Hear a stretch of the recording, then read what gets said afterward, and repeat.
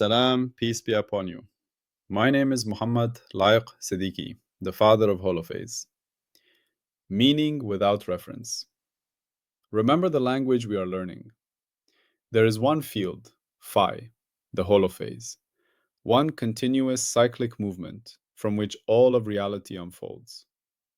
When phi begins to change, its first derivatives appear, and with them, the three dimensions show themselves at once. Time as omega, space as k, and motion as v, built from both. Every higher derivative is a finer question about how phi changes, and each one casts three shadows together: a time shadow, a space shadow, and a motion shadow. These echoes mix and weave into one another, forming the patterns we call fields, particles, bodies, thoughts, and worlds. In this picture, everything that exists is a living tapestry of phi, endlessly echoing through its derivatives and their dimensional shadows. Today, we listen to just one of those echoes. We are in Ep.8, the pure abstract language. We have reached a monumental transition in our journey. Up to now, we have been building the language of the holophase step by step. We met phi as a pure cyclic field, living on a circle of possible values. We unfolded its derivatives into a full alphabet of change. We organized that alphabet into a dictionary of structures, a grammar of differential rules, and a topological layer with boundaries, winding numbers, knots, braids, and holonomy. In other words, we now have the whole internal machinery of a language: symbols, rules, and deep structural possibilities. Today, we ask a new kind of question. We ask about meaning. Until now, most of what we have done has been syntactic. We have studied how symbols can be combined, how derivatives relate, and how topology constrains patterns. Now we step into Book 8.5, Abstract Semantics, which I call Meaning Without a World. Here we are not yet talking about clocks ticking, particles moving, or light propagating. We are not yet saying omega is physical frequency, or k is physical wave number. Instead, we ask, what does it mean for these symbols to make sense even before we attach them to anything outside? How can there be meaning inside the language itself, before there is a universe to talk about? That is the heart of Part 16, Meaning Without Reference. The game with no outside world. To feel this, let us first enter a simple story. Imagine someone gives you a beautifully made board game that you have never seen before. The board has patterns and regions. The pieces are carved into different shapes and colors. The rulebook is written in a language you cannot read. At first, everything feels opaque. You do not know what the game is about. Is it about war, about trade, about farming, about magic? But then you begin to watch people play. You notice that certain pieces always move together. Some pieces can only move along certain paths on the board. Some combinations of pieces are allowed, others are illegal. Sometimes a piece is removed from the board and placed beside it. Sometimes it returns later. You start to see patterns. If a certain move happens, another move usually follows. If one side builds up a certain formation, the other side responds in a familiar way. Very slowly, you begin to understand how the game works, not by knowing what it refers to in the outside world, but by seeing how its parts relate to one another. In other words, you learn the internal semantics of the game. You know that one piece protects another, even if you do not know whether that represents a soldier, a ship, or a spirit. You know that one move builds pressure, even if you have no story about what that pressure is. The meaning you are gaining lives in the network of relations, not in a mapping to some external object. This is exactly the level we are working on now with the holophase language. Phi, omega, k, v, curvature, sigma, winding numbers, knots, holonomy. These are our pieces and structures. The differential rules, the constraint chains, the topological invariants, the conservation-like relations, these are our game rules. Meaning without reference asks us to see that even before we say, this symbol describes a physical thing, it already has a role, a character, a place in the internal game of relations. So let us name this clearly. Internal meaning is meaning that comes from relations inside the language itself, not from pointing outwards to a separate world. We are not denying the outside world. We are taking one careful step at a time. First, we understand what the language can mean in itself. Later, we will connect that internal structure to measurement and observation. This step-by-step approach is important because if we skip straight to physical interpretation, we risk confusing what is fundamental in the language with what belongs only to one particular universe. The dictionary of relations. In our language metaphor, this is the moment we realize that a dictionary can be written almost entirely using other words from the same language. Take a concept like velocity in an ordinary physics textbook. It might be defined as the rate of change of position with respect to time. Every word in that definition, rate, change, position, time, is also defined using other words in the same language. Taken together, these mutual links form a web. The web is what makes the concept intelligible. In the holophase language, we have something similar. Omega gains meaning because it is the change of phi with respect to time. Alpha gains meaning because it is the change of omega with respect to time. K gains meaning because it is the change of phi with respect to space. Curvature gains meaning because it is the change of k across space. Divergence gains meaning as how much the field spreads out or gathers in a region. Winding gains meaning as counting how many full turns of phi occur when we go around the loop. Holonomy gains meaning as the extra phase picked up when we transport context around the loop in a curved landscape. In each case, the symbol is not floating alone. Its semantic weight comes from the way it sits in a mesh of dependencies, equations, and topological rules. Meaning is not a label stuck onto an isolated node. Meaning is a pattern in the network. You can feel this even more clearly if you imagine what would happen if we broke those relations. If omega did not have any defined relation to phi, or to alpha, or to k, then the word omega would become empty. It would be like inventing a new word in a human language and refusing to say how it relates to any existing concept. Without links, there is no meaning. 3. The three echoes inside the web.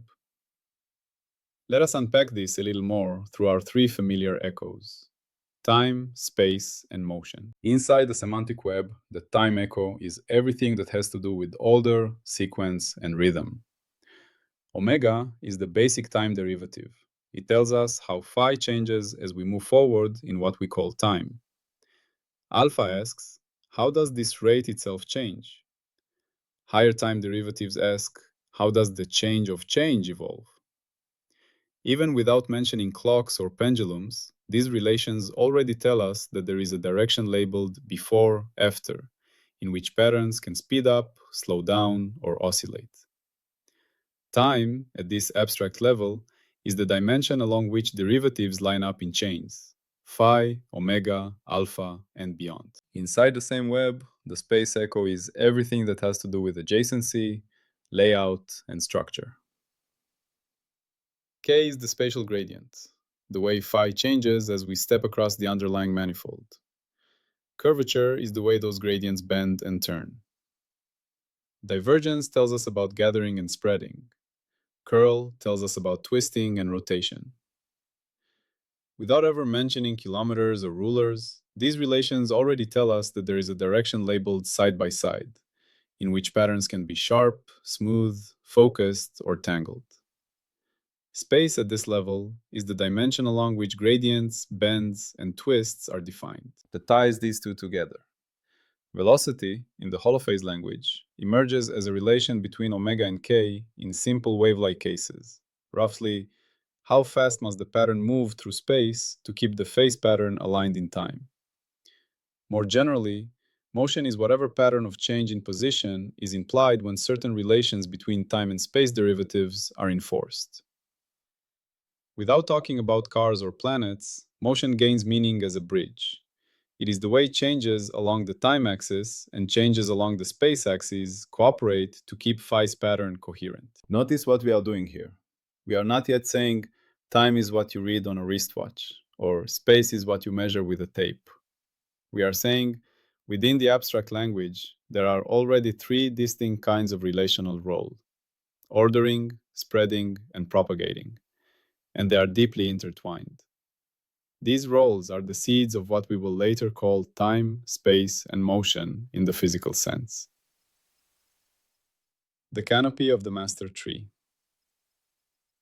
In the master tree picture, all of this internal semantics is like the canopy, the whole living network of branches, leaves, and pathways of sap. Each derivative is a branch or a twig. Each topological concept is like a graft or a knot in the wood. The meaning of any one leaf is not just its shape, it is where it sits, which branch carries it, how much light it receives, which other leaves it shades.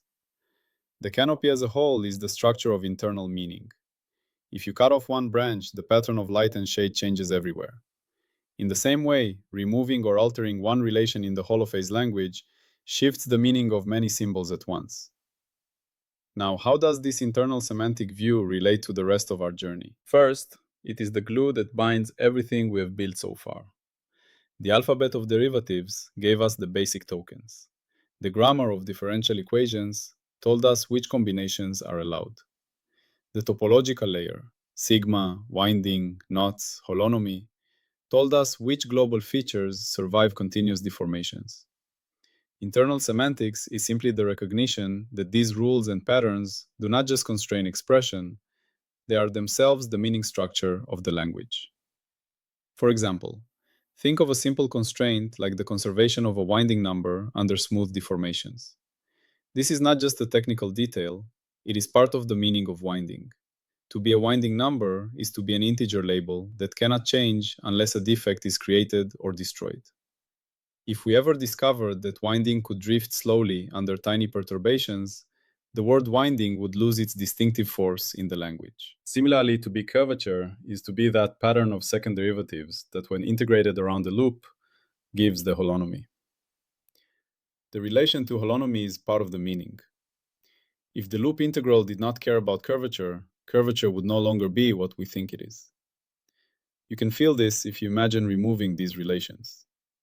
If omega had no defined relation to k, v, or alpha, it would become a meaningless symbol. If winding could change arbitrarily under tiny deformations, it would no longer deserve to be called topological. Symbols without relations are like words with no grammar. They make no sense. V. Semantic falsifiability. Can the web hold reality? This brings us to a crucial point. When we later map the holophase language onto the physical world, we are not freely assigning meanings.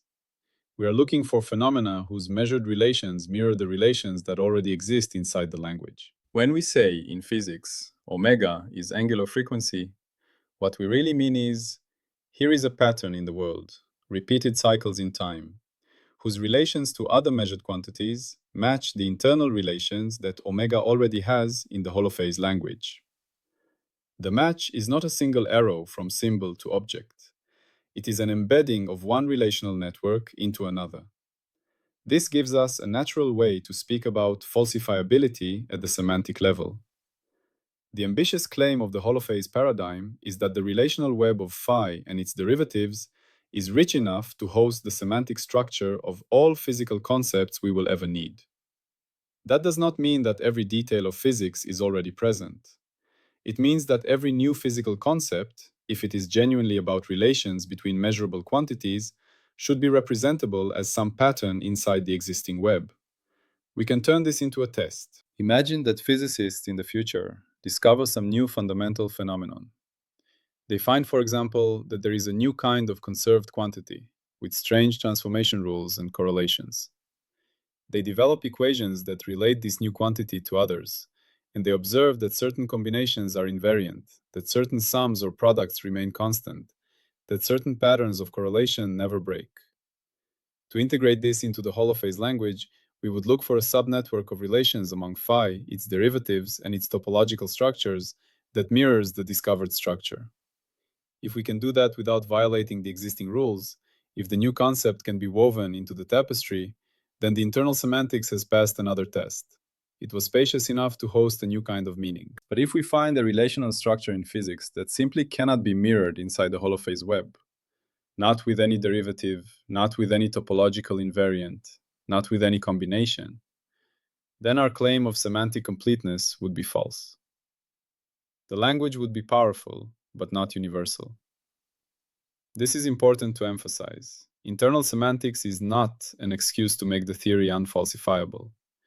It is exactly the opposite. By saying all physical meanings should find a home in this relational web, we give reality a chance to say no. If you want to see the formal development of this internal semantic web in the language of jet spaces, bundles, and other mathematical structures, you can search for Holophase on Zenodo. There you will find the scientific papers that this audio journey is built on. Everyday examples of meaning without reference. To keep this grounded, let us look at some simpler examples of internal semantics from ordinary life. Mathematics. The meaning of concepts like group, vector space, or metric does not depend on pointing to a physical example. You can understand groups deeply by studying their axioms, the relations between elements, and the consequences that follow. You can prove theorems about them, classify them, and explore their behavior entirely inside the mathematical language. When someone later says, the symmetries of this molecule form a group of such and such type, they are mapping a physical pattern of movements onto an already understood semantic structure. Programming. The meaning of a function is not this function controls a robot arm. Its meaning is given an input of this type, it produces an output of that type. It may call other functions. It may alter certain states. All of this is expressible without leaving the conceptual world of the program. Only later do we attach the function to a real robot and watch it move. The internal semantic web of the software determines what is possible long before any hardware is involved. Law. The meaning of contract or negligence or liability is defined by chains of relations to other legal concepts and to past cases. A law student can spend years understanding these internal meanings before ever working on a real dispute. The internal network of relations is what makes the code coherent. Without that network, pointing to a real-world conflict and calling it negligence would be empty. We can also see internal meaning in social networks. Think of a community where people are connected by friendship, work, family, and shared projects. You can draw a graph with dots for people and lines for relations. Even if you do not know anything about their personal stories, you can study this graph and learn which people are central, which are bridges between groups, which are isolated, which clusters are tightly knit. The meaning of a particular person in that graph is, in this view, their pattern of connections. They are important or peripheral because of how they sit in the web, not because of some label written on their forehead. In the same way, the meaning of omega or k in the holophase language is the pattern of connections they have to the rest of the structure. All of these examples share one simple lesson. A system can be meaningful from the inside before we attach it to anything outside. There can be truth, structure, and even surprise entirely within the web of relations. That is what we mean by meaning without reference. The holophase language is built to be such a system, a self-consistent, richly structured web of symbols whose internal life is already enough to talk about consistency, contradiction, stability, and transformation, even before we attach it to a specific cosmos. These examples are not phi, but they show that internal semantics is a familiar idea. We often build self-contained systems of meaning before or alongside their application to the world. 7. Training your eye for internal meaning. So, how can you, as a listener, practice seeing meaning without reference in a way that prepares you for the later phases of this journey? One way is to play games or study systems where everything you need to understand lies in the rules and their interactions. Take the game of chess. At first, you might think of the pieces as king, queen, knight, with stories attached. But as you become more familiar, those stories fade into the background. You no longer think horse shaped piece that jumps like an L. You simply feel that a knight controls this set of squares and interact with other pieces in specific patterns. Its meaning is its pattern of threats, defenses, and forks.